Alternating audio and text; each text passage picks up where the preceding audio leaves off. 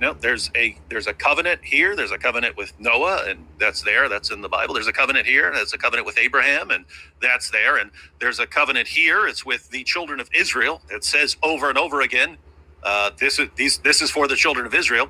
And then you get the command, and then you get the covenant that is for the world. That's for everyone. And what are you supposed to live by? What am I as a Christian supposed to live by? And when we say we're supposed to live by the commands of the covenant that we're actually under, the agreement that we're actually under, no, because there was this other covenant and it said this, therefore you have to do that, and that's your real position, and that's just insane. I mean, if you look at the text, Noah is told, eat anything you want. Anything you want. There are no food restrictions. Eat anything you want. You get to the law of Moses, there are all kinds of restrictions. You get to just for Israel, though. Yeah, you get to the Christian covenant, and we don't have the same dietary restrictions. Okay, now I want to make a brief response to this claim that he's making about covenants. David Wood is making about covenants.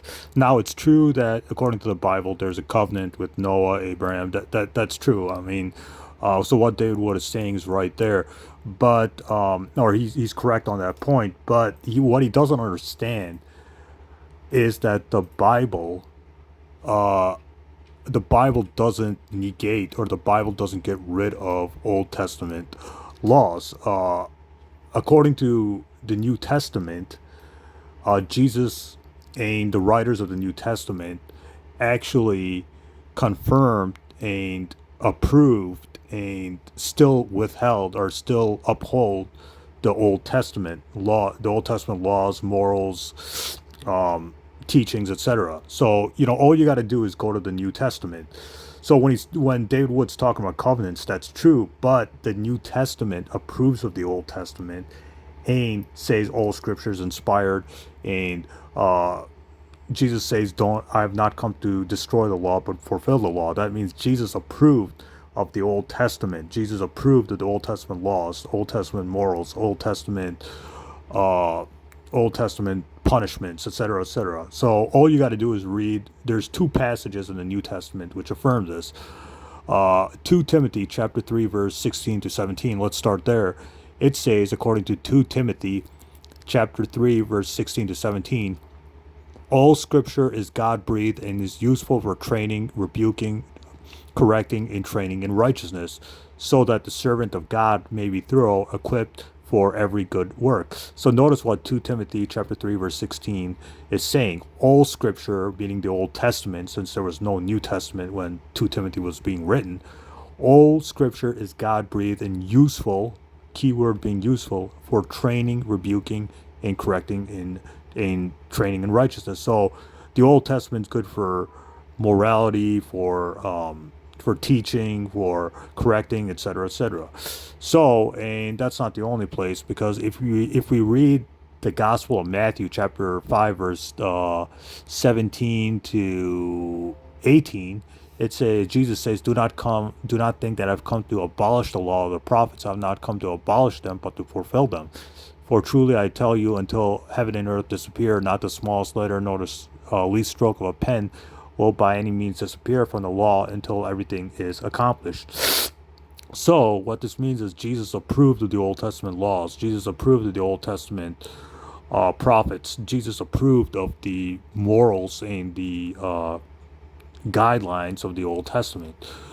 Same thing with 2 Timothy. 2 Timothy chapter 3 verse 16. All Scripture is God-breathed. That means the Old Testament is valid and still in effect for Christians, because it says all Scripture is God-breathed. That means the Old Testament is still in effect, and Christians can use the Old Testament for teaching and for morality and for training in righteousness. So according to the Old Testament, according to the New Testament says go back to the Old Testament, and that the law, Jesus said, I'm not come to destroy the law, I've come to fulfill the law, all Scripture is God-breathed, etc.